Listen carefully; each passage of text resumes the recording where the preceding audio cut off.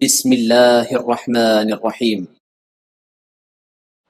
السلام علیکم ورحمۃ اللہ وبرکاتہ۔ الحمد للہ وکفی وسلام علی عبادہ الذین اصطفی، اما بعد۔ حاضرین و ناظرین، یہ درس نمبر 2356 ہے اور آج سورۃ العلق کی 5 آیتوں کی تلاوت اور تشریح کی جائے گی۔ آیت نمبر 1 تا 5۔ اعوذ باللہ من الشیطان الرجیم، بسم اللہ الرحمن الرحیم۔ اقرأ باسم ربک الذی خلق، خلق الانسان من علق، اقرأ وربک الاکرم الذی علم بالقلم، علم الانسان ما لم يعلم، صدق اللہ العظیم۔ لفظی ترجمہ یوں ہے، اقرأ باسمی، پڑھیے اپنے رب کے نام سے، الذی خلق، وہ جس نے پیدا کیا، خلق الانسان، اس نے انسان کو پیدا کیا، من علق، جمے ہوئے خون سے، اقرأ، پڑھیے، وربک الاکرم، اور آپ کا رب بڑا کریم ہے، الذی، وہ ذات جس نے، علم بالقلم، سکھایا قلم کے ذریعے، علم الانسان، اس نے سکھایا انسان کو، ما لم یعلم، جو کچھ وہ نہیں جانتا تھا۔ ترجمہ یوں ہے، پڑھو اپنے پروردگار کا نام لے کر جس نے سب کچھ پیدا کیا، اس نے انسان کو جمے ہوئے خون سے پیدا کیا ہے، پڑھو، اور تمہارا پروردگار سب سے زیادہ کرم کرنے والا ہے، جس نے قلم سے تعلیم دی، انسان کو اس بات کی تعلیم دی وہ نہیں جانتا تھا۔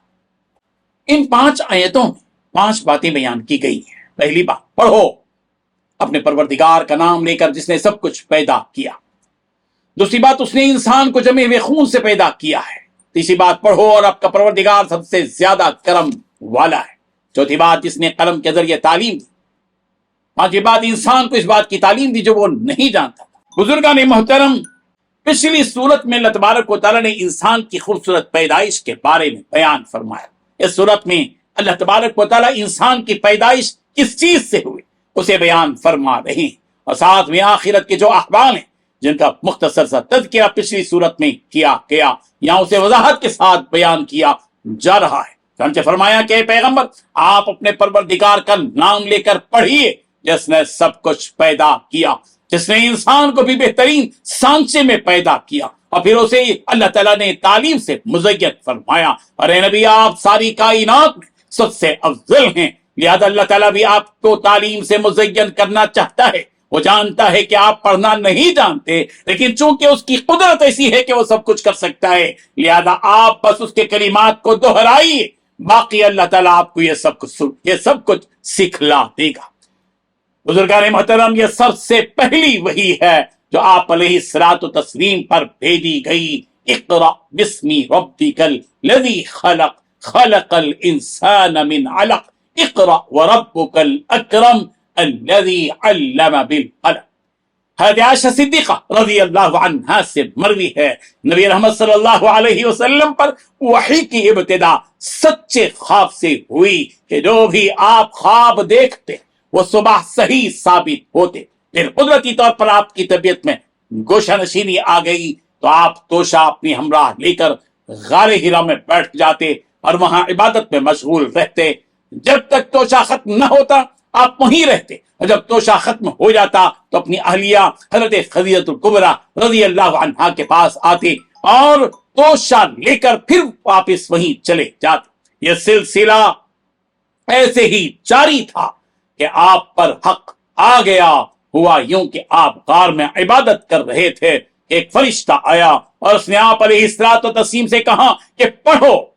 آپ علیہ الصلوۃ والتسلیم نے جواب دیا، ما انا بقاری، میں تو پڑھا ہوا نہیں ہوں۔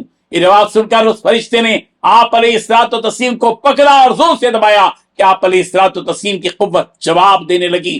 پھر اس فرشتے نے آپ کو چھوڑ کر دوبارہ پڑھنے کے لیے کہا، ایسا ہی 3 بار ہوا، اور پھر چوتھی بار اس فرشتے نے کہا اقرأ بسم ربک الذی خلق خلق الانسان من علق اقرأ وربک الاکرم الذی علم بالقلم، پڑھو اپنے پروردگار کا نام لے کر جس نے سب کچھ پیدا کیا، جس نے انسان کو بھی خون کے لوتھڑے سے پیدا کیا۔ لہذا آپ پڑھو، یقیناً آپ کا پروردگار بہت کرم والا ہے جس نے قلم سے سکھایا۔ لہذا آپ علیہ الصلوۃ والتسلیم نے بھی ان کلمات کو دہرایا، اور انہی کلمات کے ساتھ آپ واپس اپنے گھر لوٹ گئے۔ اس وقت آپ کا دل دھڑک رہا تھا۔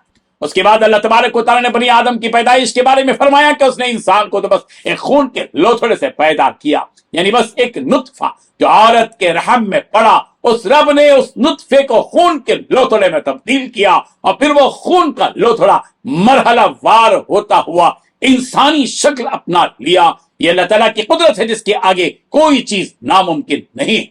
جب وہ ایک خون کے لوتھڑے کو انسانی ڈھانچے میں تبدیل کر سکتا ہے، ایک خوبصورت انسان کا وجود بخش سکتا ہے، تو کیا وہ آپ کو اے پیغمبر جو کہ پڑھنا لکھنا نہیں جانتے، پڑھانے پر قدرت نہیں رکھتا؟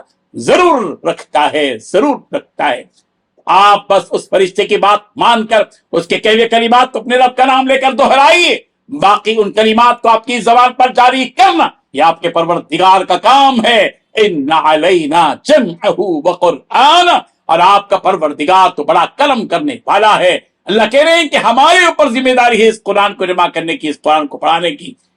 اس نے انسان کو تو تعلیم قلم کے ذریعے دی، اور اس قلم کے ذریعے سے وہ سب کچھ سکھلایا جو وہ پہلے نہیں جانتا تھا۔ اب چونکہ ایک قاعدہ ہے کہ انسان قلم کے ذریعے ہی تعلیم حاصل کرتا ہے اور اسے اپنے ذہن میں محفوظ کرتا ہے۔ اگر کوئی چیز لکھی بھی نہ ہو تو اسے محفوظ کر پانا مشکل ہوتا ہے، لیکن آپ کا معاملہ ایسا نہیں ہے پیغمبر۔ اللہ تعالیٰ نے آپ کو اس قاعدے سے ہٹ کر تعلیم دی، اسے آپ کے سینے میں محفوظ بھی فرما دیا۔ وَعَلَّمَكَ مَا لَمْ تَكُنْ تَعْلَمْ وَكَانَ فَضْلُ اللَّهِ عَلَيْكَ عَظِيمًا، اللہ نے آپ کو وہ باتیں سکھلائی ہیں جو آپ نہیں جانتے تھے۔ اللہ تعالیٰ کا فضل آپ پر تو ہمیشہ آپ پر زیادہ رہا ہے۔ اللہ تعالیٰ بڑی شان والے ہیں، ہر چیز پر قدرت رکھنے والے ہیں۔ اللہ کے لیے کوئی کام مشکل نہیں ہے۔ اللہ رب ذوالجلال قادر مطلق ہیں، مختار کل ہیں۔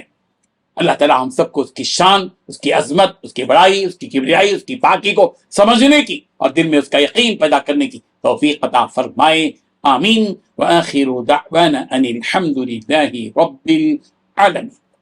ڈیلی درس قرآن کو سبسکرائب کیجئے، اپنے تاثرات اور مشورے ارسال کیجئے، اور اپنے متعلقین کا گروپ بنا کر انہیں روزانہ درس قرآن بھیجئے اور اجر و ثواب پائیے۔ جزاکم اللہ خیر۔